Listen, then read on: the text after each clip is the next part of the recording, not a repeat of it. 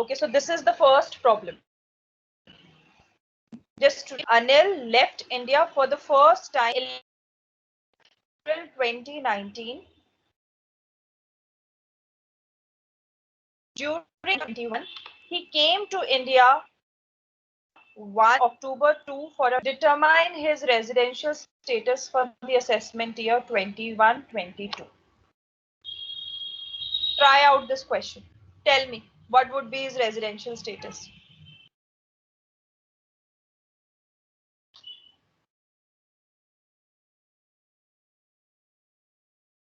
Just a minute.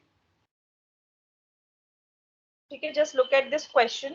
Try to analyze the information which is given and tell me whatever you think that what is his residential status for assessment year 21-22.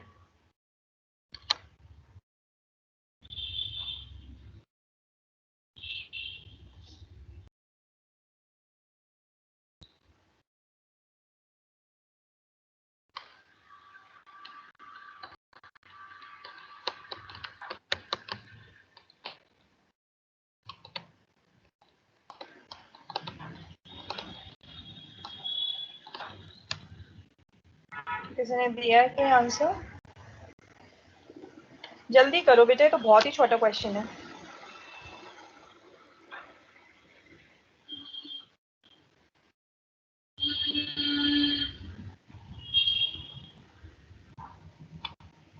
Okay, Asta has given me the answer ROR. Okay, what about the next?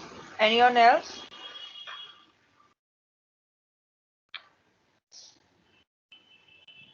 एक बारी जल्दी से conditions देखो.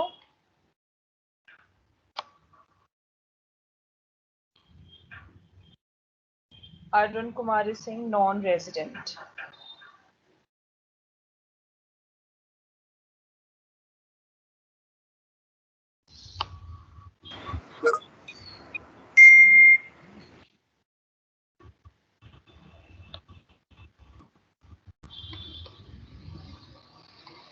Non-resident, non-resident.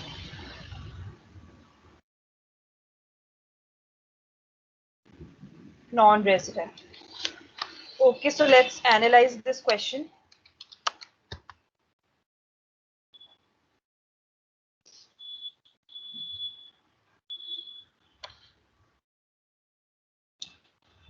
So the answer is non-resident.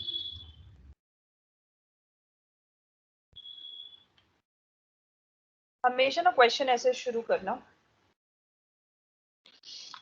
सबसे पहले question में ये देखो किस ईयर की बात हो रही है. सो असेसमेंट ईयर 21-22 है. ठीक है, असेसमेंट ईयर 21-22, इसका मतलब प्रीवियस ईयर 2021 की बात हो रही है.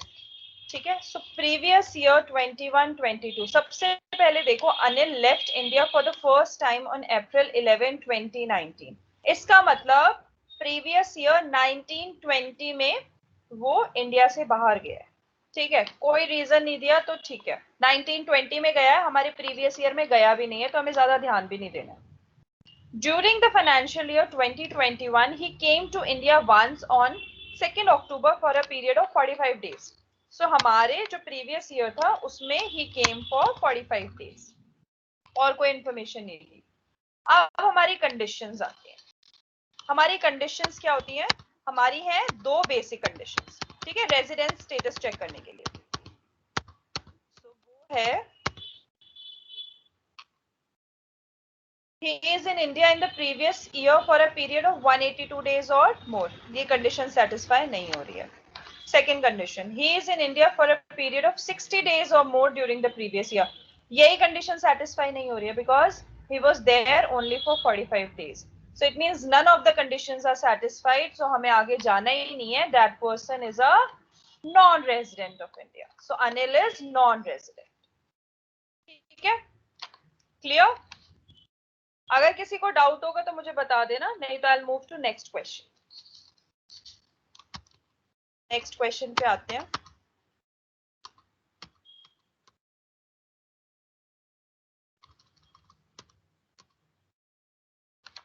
Soumya was born in China in 1993 Later on, she migrated to Canada in June 2020 and took the citizenship of that country with effect from 26 December 2019.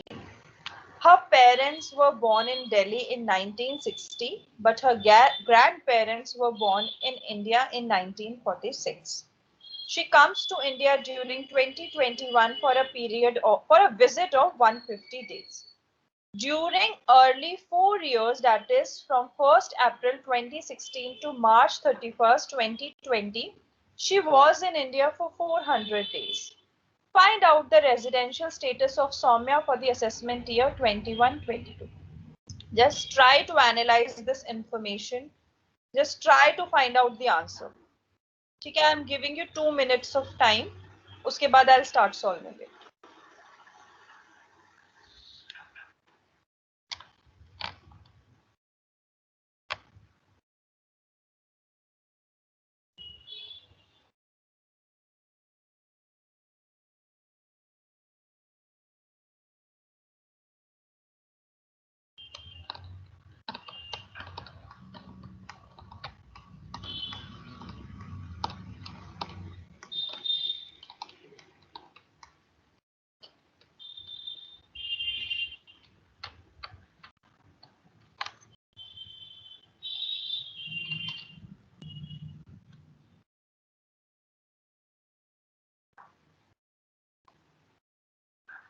ठीक है, रेजिडेंट है, उसके बाद NOR ROR भी निकालो.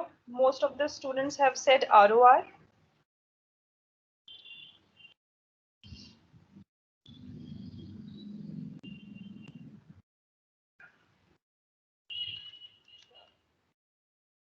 Let's start. सो सबसे पहले देखो इन्फॉर्मेशन क्या क्या है. इन्फॉर्मेशन है कि 1993 में she was born, then she moved to Canada and she acquired the citizenship from there. ठीक है, so now she is a foreign citizen with effect from 26 December 2019. So previous year 1920 में she became a foreign citizen. But हमारा तो previous year 2021 है, तो हम उस पर focus करेंगे. Then her parents were born in Delhi in 1960, but her grandparents were born in India in 1946. It means she is a person of Indian origin, right? She is a person of Indian origin. So she comes to India during 2021 for a visit of 150 days. ठीक है, कितने दिन के लिए आई? 150 days के लिए. और previous 4 साल जो है immediately preceding the previous year वो कितने थे? 400 days. Now tell me, agar the person is of Indian origin, what was the condition that we have discussed?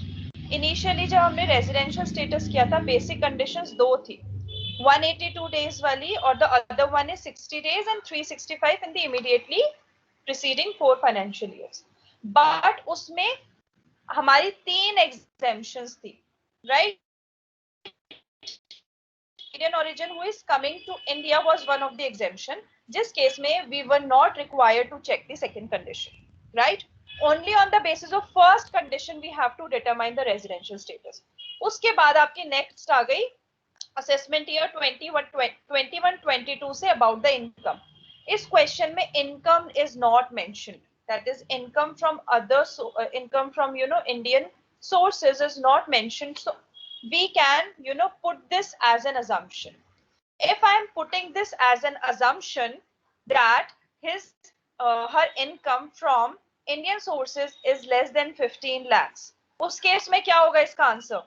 Just unmute yourself and tell me. अगर मैं ये लिख रही हूँ कि उसकी इंडियन सोर्सेज से इनकम 15 लाख से कम है, तो उस केस में उसका रेजिडेंशियल स्टेटस क्या होगा? NOR, ma'am. Not NOR. NOR, it is NR, direct non resident. NOR कैसे होगा? पहले तो बताओ रेजिडेंट कैसे होगा? रेजिडेंट के लिए हमारी कंडीशन क्या है? अगर हमने नॉन रेजिडेंट 3 हमारी एग्जेम्पशंस थी, नॉन रेजिडेंट हो जाएगा सीधा सीधा, क्योंकि हमारी 3 एग्जेम्पशंस थी. ठीक है, जिसमें से ये एक एग्जेम्पशन इसकी पूरी हो रही है. She is a person of Indian origin और she is coming to India for a visit, right? तो हमारी एग्जेम्पशन हो रही है. एग्जेम्पशन कहती है सेकंड कंडीशन देखनी नहीं है, फर्स्ट कंडीशन देखो 182 डेज वाली, वो तो पूरी ही नहीं हो रही, 150 के लिए आई है वो. और एक और हमारी कंडीशन आ जाती है जो आती है इनकम के बेसिस पे, ठीक है, कि 15 लाख से ऊपर। अभी मैं अज्यूम कर रही हूँ वो है ही नहीं, मैं अज्यूम कर रही हूँ 15 लाख से नीचे है उसके इंडियन सोर्सेस, तो उस केस में शी सीधा सीधा नॉन रेजिडेंट। ठीक है, आगे क्वेश्चन ही नहीं सॉल्व करना आपको। मैम अगर इनकम 15 लाख से ऊपर रहेगी तो क्या होगा? हाँ, तो अगर मैं ये अज्यूम कर रही हूँ, second assumption, that the income is greater then 15 lakh from Indian sources during the previous year, उस केस में हमारी दो कंडीशंस होती है। एक तो 182 डेज वाली, वो तो फिर से सेटिस्फाई नहीं हो रही है। फिर मेरी सेकंड कंडीशन क्या आती है? She was in India in the previous year for 120 days or more and 365 days in the immediately preceding four previous years. ठीक है, सो उस केस में शी सैटिस्फाइंग, राइट। 120 डेज के लिए से ज्यादा है, 150 डेज है, और उससे पिछले 4 सालों में कितनी है, 365 से ज्यादा है। सो उस केस में she is a resident. Question आता है पहला रेजिडेंट, ठीक है, तो अब मैं बोल रही हूँ ये रेजिडेंट है सेकेंड अजम्पशन में, बट उसके बाद कैसे चेक करोगे वेदर शी इज आरओआर और एनओआर? सो उस केस में जो कंडीशन है वो आ जाती है, अगर 182 डेज से ज्यादा है तो शी इज आरओआर, अगर 182 डेज से कम है तो शी इज एनओआर। तो in this case she is a not ordinarily resident. ठीक है, केस वन में when the income is less than 15 lakhs I am saying she is non resident. In the second assumption, when I'm saying that her income from Indian sources is greater than 15 lakhs, I'm saying she is resident but not ordinarily resident. Just tell me quickly who is clear with this question, or anyone who needs extra explanation, please tell me, because this is very important.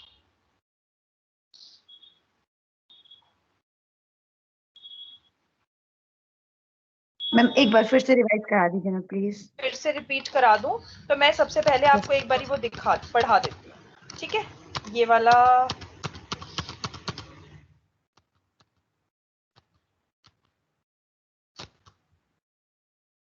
सबसे पहले ये है ना basic conditions, ये दो है, इनमें से कोई भी सेटिस्फाई कर जाती है ना तो हम रेजिडेंट बोल देते हैं। लेकिन अभी इन तीन कैटेगरीज हैं जो एग्जेम्प्टेड हैं इस सेकंड कंडीशन से, उनका सिर्फ फर्स्ट कंडीशन के बेसिस पे ही डिसाइड होता है कि रेजिडेंट है या नहीं है। ठीक है, ये तीन कैटेगरी है, जो Indian citizen living India for the purpose of employment, and Indian citizen living India as a member of crew of Indian ship, और इंडियन सिटीजन और person of Indian origin coming to India for a visit. ठीक है, तो ये तीन conditions हैं जो कि एग्जेम्प्टेड है, उसमें बी पार्ट देखना ही नहीं है, सिर्फ ए पार्ट देखना है। ठीक है, बट अब असेसमेंट ईयर 21-22 से एक इनकम का कंसेप्ट डाल दिया गया है कि अगर उसकी टोटल इनकम प्रीवियस ईयर में इंडियन सोर्सेज से अगर ग्रेटर देन 15 लाख है, तो हमारी जो सेकंड कंडीशन पहले इनके लिए नहीं हुआ करती थी वो अब हो गई है, जिसमें 60 की जगह बस 120 डेज रिप्लेस हो गए, बाकी सब कुछ सेम है। मतलब 182 डेज वाली कंडीशन भी है और सेकंड कंडीशन में 60 की जगह 120 हो गया, और अगर नहीं है तो फिर वही 182 डेज के बेसिस पे ही हम उनको डिटरमाइन करेंगे। अब जो हमारा क्वेश्चन है वो क्वेश्चन की इंफॉर्मेशन से क्लियर कट है कि she is a person of Indian origin since her grand parents were born in undivided India, so she is a person of Indian origin. So उसके केस में मैं सबसे पहले अजम्पशन ले रही हूँ इनकम की। ठीक है, मैं कह रही हूँ अगर उसकी इनकम इंडियन सोर्सेज से अगर 15 लाख से कम है, अगर कम है तो रेजिडेंसी कैसे डिटरमाइन होगी? On the basis of if her stay is greater than 182 days or not in the previous year. Question में लिखा है 150 डेज के लिए थी, तो ये कंडीशन यहीं पे सेटिस्फाई नहीं हो रही, तो मैं सीधा सीधा बोल रही हूँ she is a non resident, क्योंकि जब रेजिडेंट हो जाते हैं ना उसके बाद आरओआर एनओआर पे हम मूव करते हैं। अभी तो मैं सीधा बोल रही हूँ शी इज नॉन रेजिडेंट। अब मैं दूसरी अजम्पशन ले रही हूँ that her income from other sources is greater than 15 lakhs. So अगर है तो हम ये सेकंड कंडीशन को भी अब चेक करेंगे। So पहली कंडीशन 182 डेज वाली तो नहीं हो रही सेटिस्फाई, बराबर मैं दूसरी कंडीशन चेक करूंगी। दूसरी कंडीशन क्या है? that period of stay in India is 120 days or more, वो तो सेटिस्फाई हो रही है क्योंकि वो 150 डेज के लिए थी, and 365 days or more during 4 years immediately preceding the previous year, ये भी सेटिस्फाई हो रही है। राइट, 400 डेज के लिए थी. So I am saying that she is resident, right, because the second condition is satisfied. अब she is resident. Now I have to check whether she is NOR or she is ROR. उस case में number of stay, अब उसका number of stay 120 और 182 days के बीच में है, तो मैं कह रही हूँ NOR. अगर उसका 182 डेज से ज्यादा होता और इनकम भी ज्यादा होती तो मैं उसको सीधा सीधा ROR बोलती. ठीक है, अभी के इस केस में she is NOR because her stay is less than 182 days. Is it clear, this question? Yes, ma'am. Yes, ma'am. Thank you. Perfect. Now we'll move to third question. Mr. X came to India for the first time on 25th April 2018 for 240 days. During the previous year, 2019-20, he was in India only for 130 days. During the previous year, 2021, he was in India for 60 days, 20 days in Chennai and 40 days in Nasik. Determine his residential status for the assessment year 21-22. X is a foreign citizen and was born in Pakistan in 1989. His parents were born in Karachi in 1968 and grandparents were born in Canada in 1946. Check करो.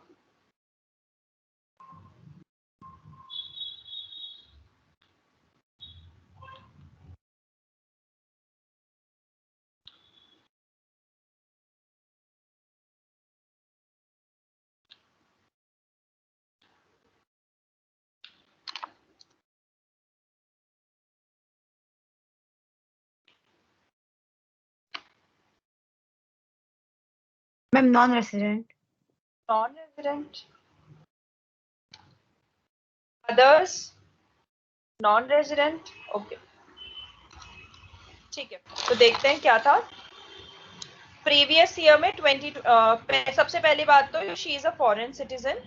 ठीक है, और वो Indian origin नहीं है because her grand parents वो born in Canada. ठीक है, अनडिवाइडेड इंडिया में नहीं हुए तो she is a foreign citizen. पहली कंडीशन तो हमें पता चल गई, she is a foreign citizen. दूसरी चीज है प्रीवियस ईयर 2021 में he was in India for 60 days. ठीक है, तो हमारी दो कंडीशंस है. 182 डेज वाली वो तो सेटिस्फाई नहीं हो रही है तो हम दूसरी पे शिफ्ट कर जाएंगे बेसिक कंडीशन. दूसरी वाली है कि प्रीवियस ईयर में 60 डेज या उससे ज्यादा, ये सेटिस्फाई हो रहा है 60 डेज.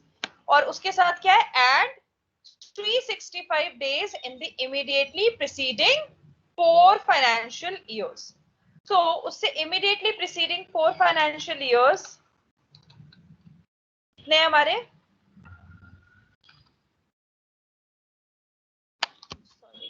खुल क्यों नहीं रहा मेरा एक्सेल.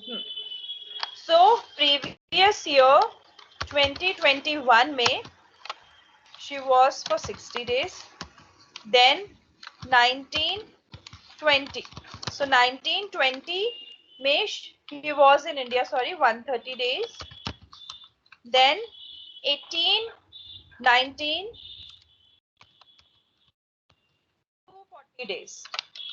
ठीक है, उसके बाद आपका 17, 18, 0 days and 16, 17, 0 days. ठीक है, ये हो गया हमारे इमीडिएटली प्रीसीडिंग. अब इनका सम देखो, इनका सम है 370 days which is greater than 365 days.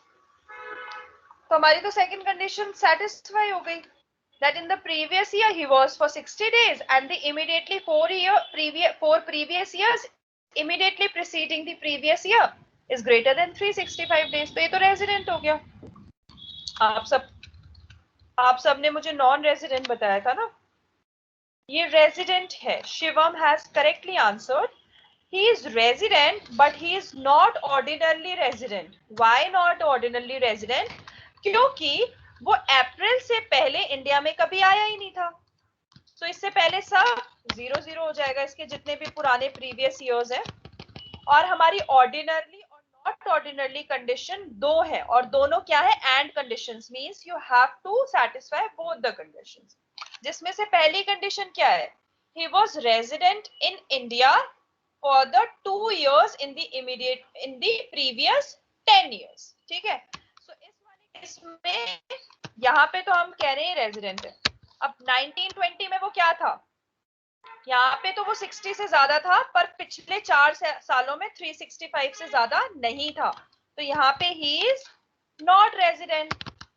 समझ में आ रहा है? 1920 प्रीवियस ईयर में वो कितने दिन के लिए था, 130 डेज के लिए, तो 182 डेज के लिए तो था नहीं, तो नहीं हुई वो सेटिस्फाइड.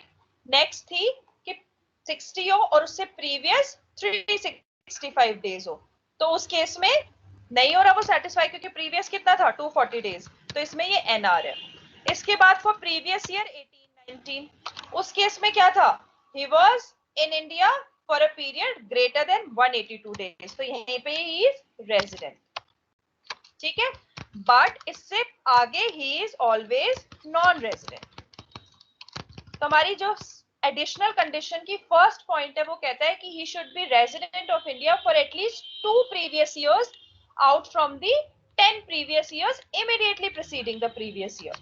So इस केस में he was only one time resident out of the 10 immediately preceding previous years.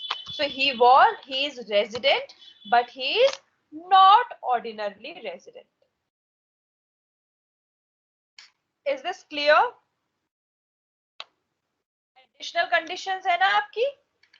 हमेशा जब भी क्वेश्चन में आंसर निकल जाता है कि दैट पर्सन इज रेजिडेंट, तो हमेशा और भी कंडीशंस चेक करनी है, और जो वो एडिशनल कंडीशंस है वो हमेशा दोनों की दोनों एंड कंडीशंस है. It means you always have to satisfy both the conditions. उसमें से अगर एक भी सेटिस्फाई नहीं होगी तो वो जो पर्सन है that will be not ordinarily resident. Is this clear to everyone? Yes ma'am. Okay, we'll move to next question now. पढ़ो अच्छे से. Mr. B is a citizen of India and employed in India with an Indian company. He leaves India for the first time on August 31, 2019 to complete a project in South Korea for his employer company. He will not come back before 31st March 2020. Find out his residential status for the assessment year 2021. Sorry, I think this, I have to make an amendment to this question. Just change this to 2020. I have changed this. Suppose he leaves India for the first time on 31st August 2020. ठीक है, हमारे previous year में he is moving out. Find out his residential status.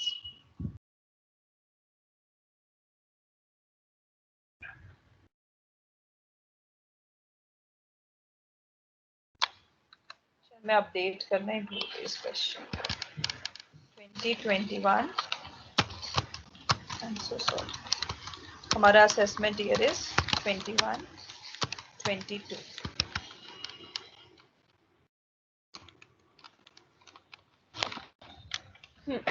अब करो इसे.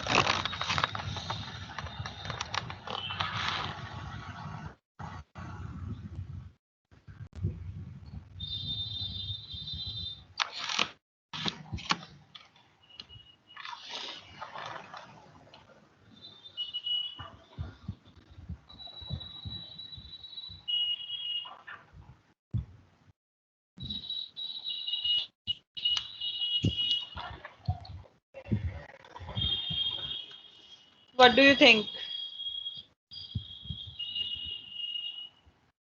ROR? Okay. Resident. देखो मुझे ना कभी भी आंसर रेजिडेंट में मत दिया करो, अगर रेजिडेंट है तो फिर आगे भी निकालो. NOR और ROR में मुझे आंसर दो. Non resident. चलो देखते हैं.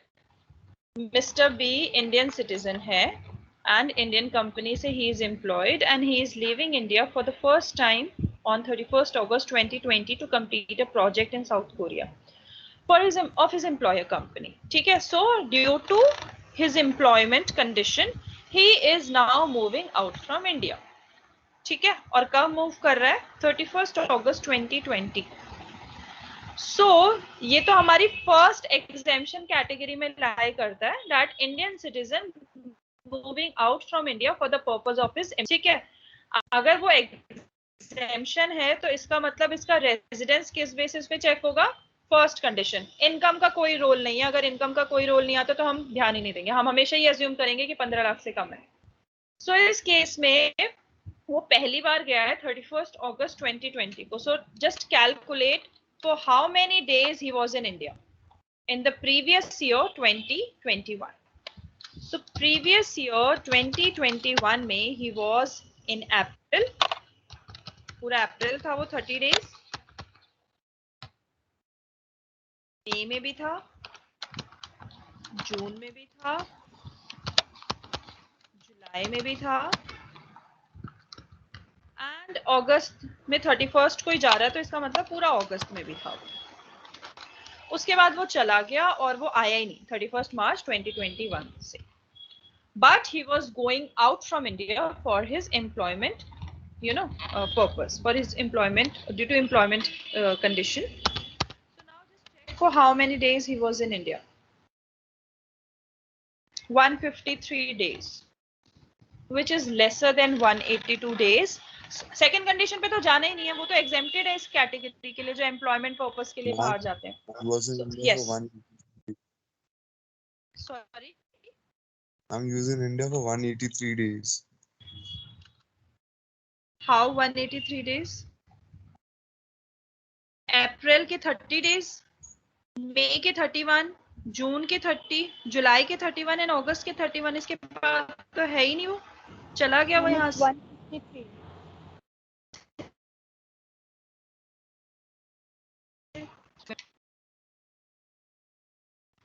It is 153 days, which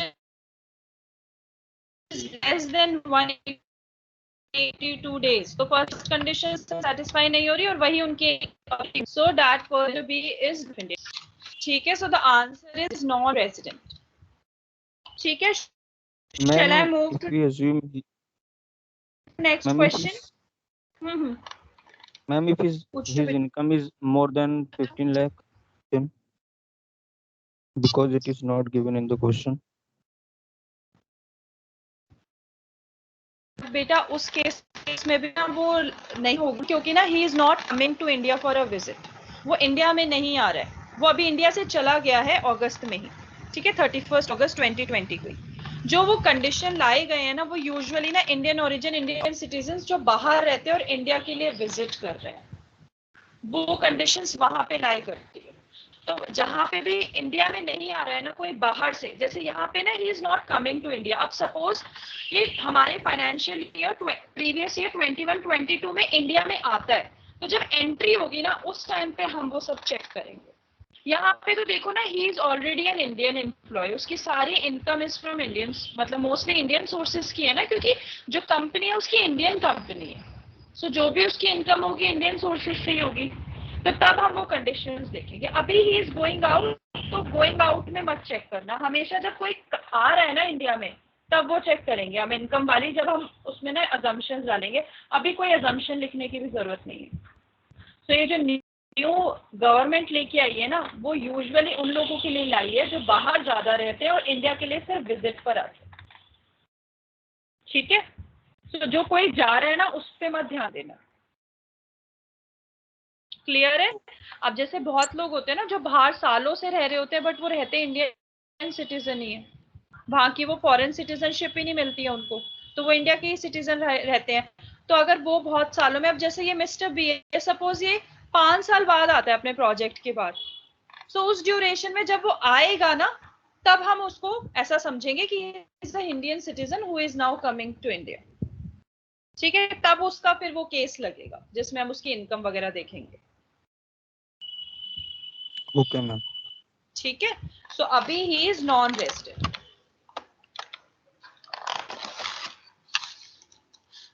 चलो नेक्स्ट क्वेश्चन पे चले।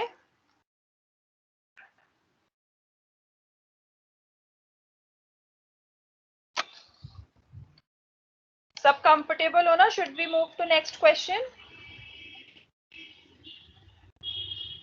Yes, ma'am. So Mr. Ankit, 50 years, is a citizen of India and employed in India with an Indian company. He leaves India for the first time on 31st August 2020 to meet his friends and relatives in Canada.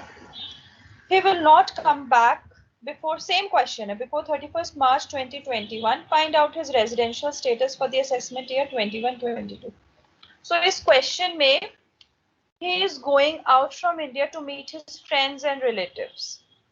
जो हमारी 3 exemptions हैं वो है employment opportunity के लिए बाहर जाना, या फिर employment conditions की वजह से बाहर जाना, या फिर crew as a member of crew Indian ship से की वजह से बाहर जाना, या फिर कोई Indian origin या Indian citizen who is coming to India to on a visit. तीनों conditions में से कोई भी satisfy नहीं हो रही है. So उस केस में उसकी बेसिक कंडीशंस कितनी है? 2. सेकंड भी एप्लीकेबल होगी. 153 डेज का उसका स्टे है, तो 182 डेज वाला तो नहीं हो रहा, तो वो तो कैंसिल आउट है. बट जो सेकंड है that in the previous year 60 days से ग्रेटर, वो तो डेफिनेटली है. 153 days is greater than 60 days. और इमीडिएटली 4 प्रीसीडिंग प्रीवियस ईयर्स में 365 डेज और मोर, वो तो होगा ही, because he is living India for the first time. अगर वो पहली बार अपनी जिंदगी में अगर वो जा रहा है प्रीवियस ईयर में, तो इससे पहले तक तो वो हमेशा ही रहा होगा, हर दिन 365 डेज रहा होगा इंडिया में, तो डेफिनेटली सारी कंडीशंस सेटिस्फाई हो जाएंगी. इसकी जो एडिशनल कंडीशंस है वो भी सेटिस्फाई हो जाएंगी, क्योंकि इससे पहले he was always resident and ordinarily resident. क्योंकि हमारी जो 2 कंडीशंस एडिशनल हैं कि 2 आउट ऑफ 10 प्रीवियस ईयर्स में से रेजिडेंट होना चाहिए और प्रीवियस 7 इयर्स में 730 डेज से ज्यादा होना चाहिए. सो वो दोनों कंडीशंस भी सेटिस्फाई हो जाएंगी. तो the mister Ankit will be ROR. Is this clear? इससे पुराने वाले क्वेश्चन में वो एम्प्लॉयमेंट रीजन की वजह से बाहर जा रहा था, इसलिए he was falling into the exception category. In this case, he is moving out to meet his friends and relatives. ठीक है? So इस केस में he will not move into the exception category. Both the basic conditions will be applicable. He can satisfy any of them. Clear है? Yes, ma'am. Yes. ma'am. Perfect. चलो, move to 6th question. Miss Veronica is a foreign citizen and is not a person of Indian origin. यहीं पे clear cut है, ठीक है. She comes to India for the first time in the last 25 years on March 12, 2020. On September 10, 2020, she leaves India for Nepal on a business. She comes back on March 3rd, 2021. Determine her residential status for the assessment year 21-22. ठीक है, आप लोग try करो.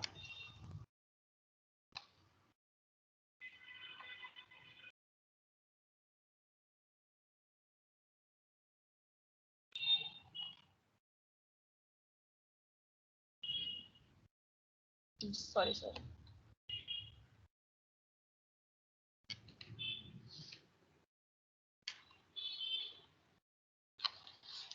ठीक है. सो she is a foreign citizen and she is not a person of Indian origin. तो हमें तो बस प्रीवियस ईयर देखना है 2021 में क्या हालात है.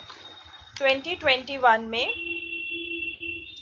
सितंबर 10, 2020 में वो जाती है बिजनेस ट्रिप पे, और तो वो पूरे अप्रैल इंडिया में थी, क्योंकि वो तो मार्च 12, 2020 में ही आ गई थी, तो डेफिनेटली अप्रैल 2020 में इंडिया में ही थी.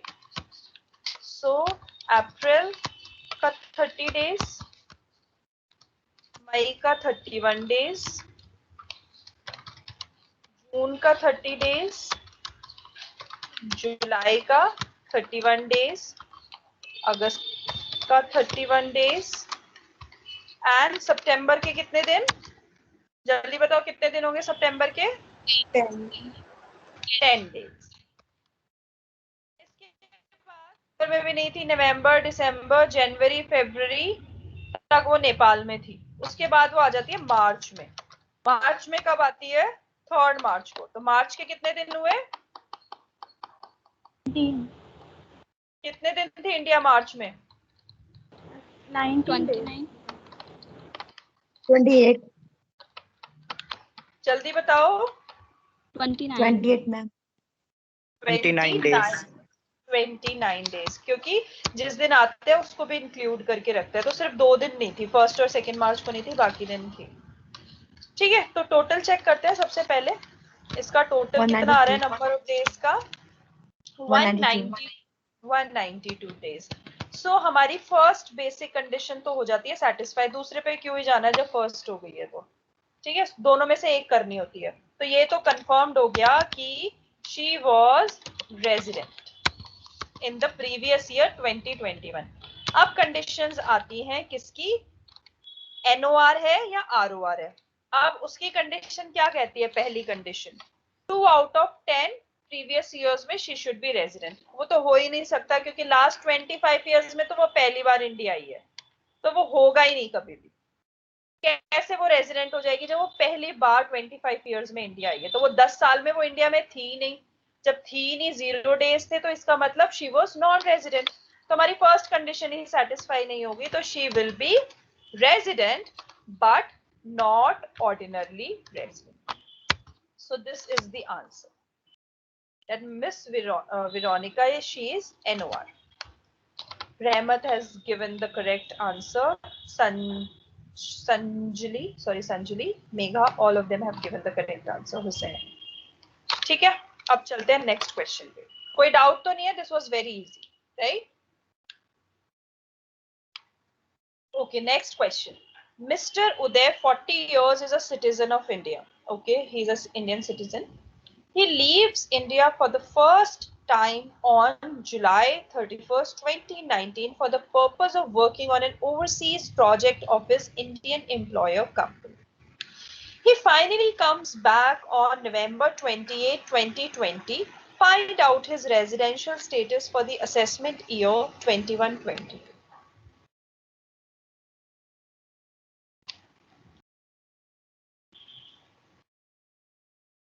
बताओ क्या होगा इसका?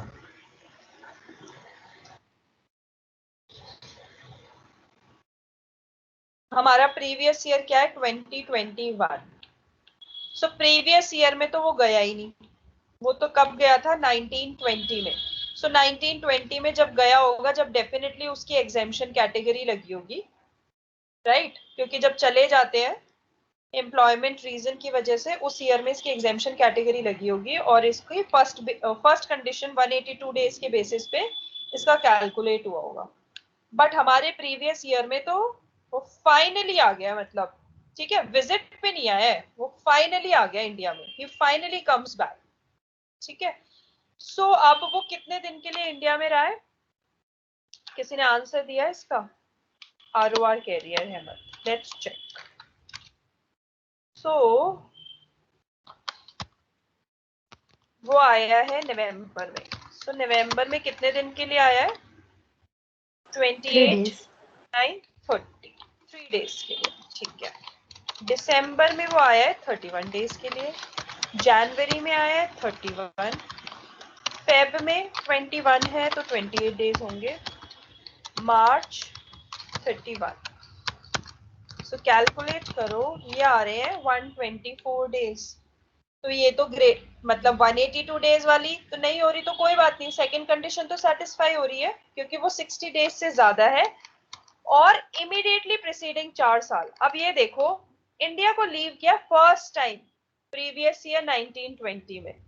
इसका मतलब 1819 से पिछला पूरे टाइम वो इंडिया में ही रहा है।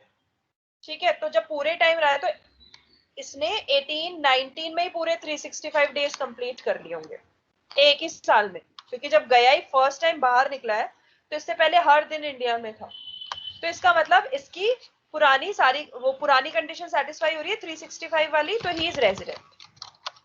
नेक्स्ट क्वेश्चन चेक करो, आरओआर है या रेजिडेंट? नॉट ऑर्डिनरी रेजिडेंट है। उस केस में भी he will definitely be ROR, क्योंकि वो पहली बार ही 1920 में बाहर गया, इससे पहले वो हमेशा इंडिया में था।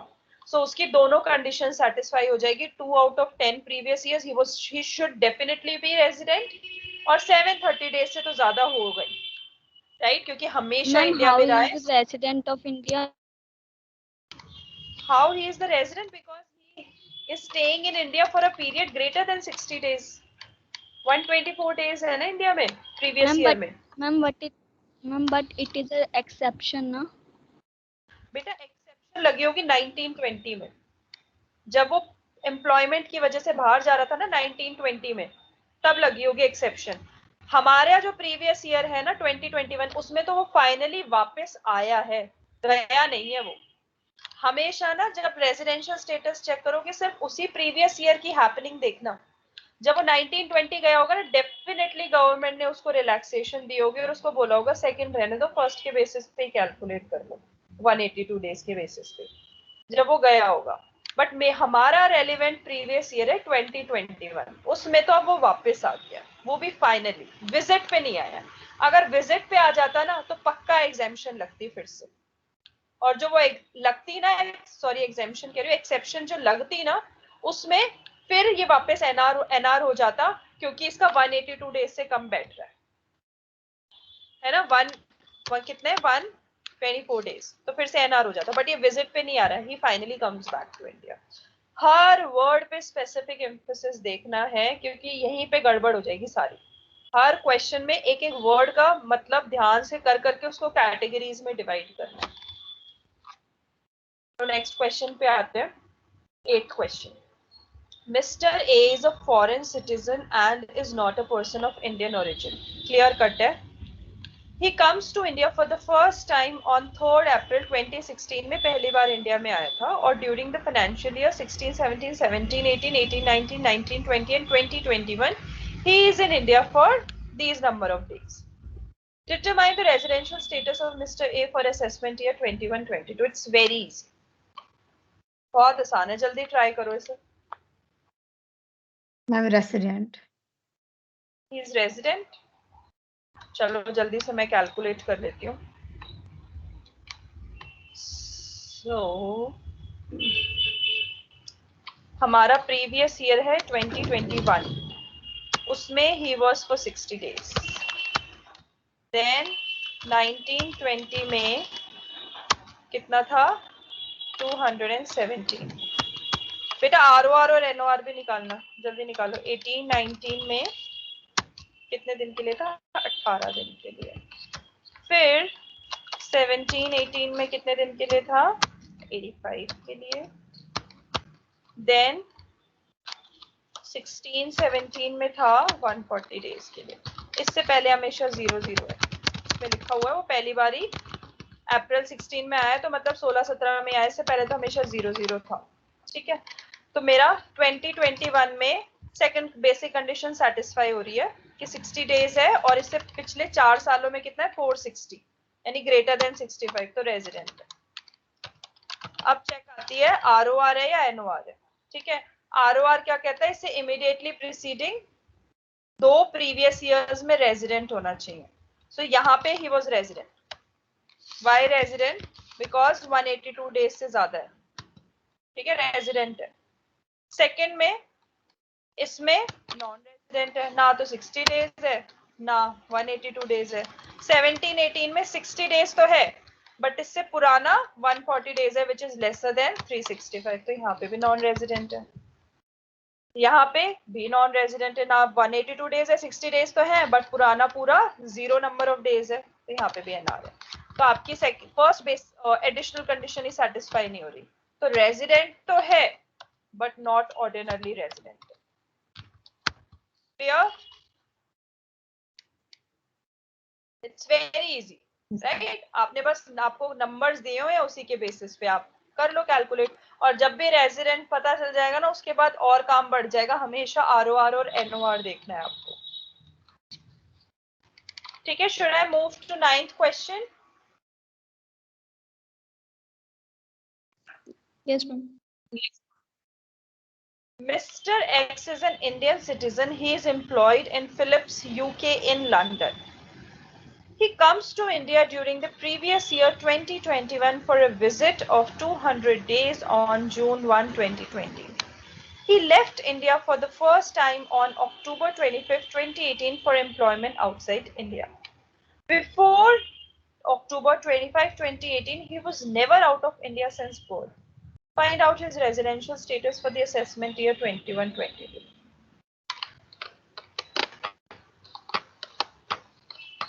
क्या होगा इसका आंसर?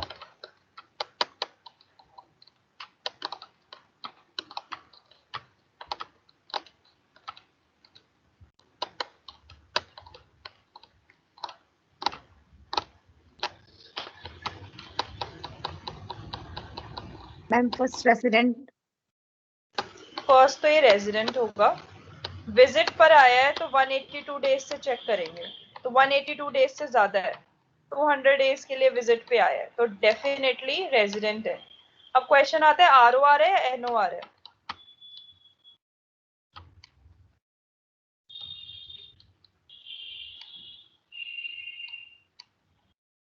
मैम इसमें तो ROR है, कुछ कैलकुलेट कर रही नहीं है क्योंकि पहली बार फाइनेंशियल ईयर 18-19 में वो बाहर गया था, इससे पूरे टाइम तो वो इंडिया में ही रहा है, तो इंडिया में रहा है तो पक्का रेजिडेंट रहा होगा क्योंकि 366 डेज रहा होगा इंडिया में, तो आपकी 730 डेज वाली कंडीशन भी सेटिस्फाई हो जाएगी, और डेफिनेटली इससे पुराने 10 सालों में फाइनेंशियल ईयर 18-19 को छोड़कर सब में वो रेजिडेंट रहा होगा, right, on the basis of number of days, सब में 182 डेज से ज्यादा है, तो डेफिनेटली ही इज ROR। ठीक है, अब नेक्स्ट क्वेश्चन पे चलते हैं।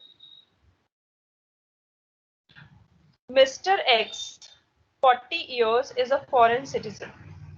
One of his grandparents was born in a village near Srinagar in 1945. He is employed by ABC Company in its Dubai office.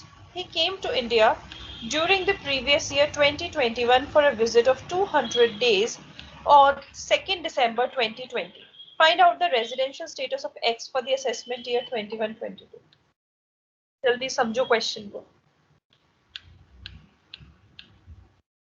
Ma'am पहले तो रेसिडेंट है। रेजिडेंट है, क्यों है? मैम ये 200 डेज तक आया है, प्रीवियस ईयर में 182 से ज्यादा है वो।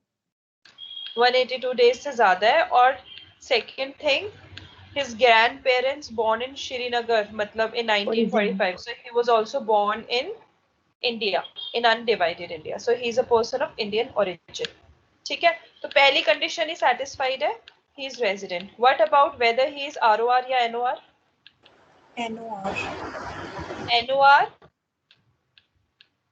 right, because he is a foreign citizen and nowhere it is written that he was staying in India, because he was working in Dubai office, so definitely he was staying in Dubai. ठीक है, so India में वो सिर्फ financial year 2021 में आया, that too for 200 days, so he is resident but not ordinarily resident. दोनों additional condition satisfy नहीं हो रही। ठीक है, नेक्स्ट है आपके छोटे छोटे दो क्वेश्चंस है बस। Mister A is a Indian, yes बेटा। मैम लास्ट क्वेश्चन दोबारा से रिपीट कर दी। बेटा ये पहली बात तो he is a Indian origin person, क्योंकि उसके grand parents born in undivided India in 1945। ठीक है, yes ma'am. Person of Indian origin, और वो दुबई में काम करता है, एबीसी कंपनी है कोई दुबई में, वहां पे वो काम करता है, so definitely he is staying in Dubai. He came to Yes, India ma'am. during the previous year 2021 for a visit of 200 days. Sorry, Yes, sorry, ma'am. sorry. Oh, Yes, you are ma'am. right. I missed this ma'am date. वो बच्चे 200 दो दिन तो next year भी चले जाएंगे। हाँ, right right right, sorry मैंने जल्दी में I just miss this point. दिसंबर में आया है वो, आया तो 200 दिन के लिए, बट आया कब है? दिसंबर में। चेक करो कितने दिन के लिए था इंडिया में। दिसंबर में होगा ये कितने दिन के लिए? 30 डेज के लिए। दिसंबर को आया है, जनवरी 31, फेब्रवरी 28, मार्च 31, 20 डेज के लिए रहा है, 182 डेज के लिए तो रहा ही नहीं, तो ही इज नॉन रेजिडेंट। देखो ऐसे आंसर्स गलत होते हैं। क्लास में सिर्फ एक ये बच्चा था जिसने डेट नोटिस करी है, मैम ने भी नोटिस नहीं करी डेट। ऐसे हम लोग जल्दी जल्दी में क्वेश्चन सॉल्व कर देते हैं। We have to see the dates also.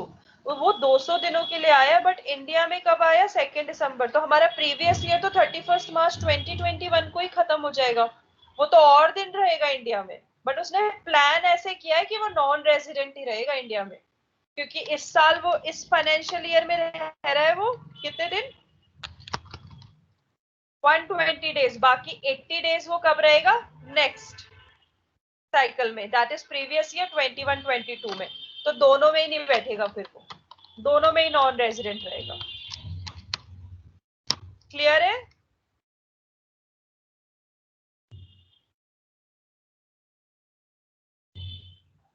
Is it clear to everyone? बेटा Yes, यस ma'am. नो बोला करो, अदरवाइज मैं कैसे Yes, मूव Yes, ma'am. करूंगी? Yes. ma'am. अभी क्लास Yes, है ma'am. आप लोगों की? Yes, ma'am. चलो फिर ये नेक्स्ट क्लास में ही करेंगे दोनों क्वेश्चंस, ठीक है? Just close the recording.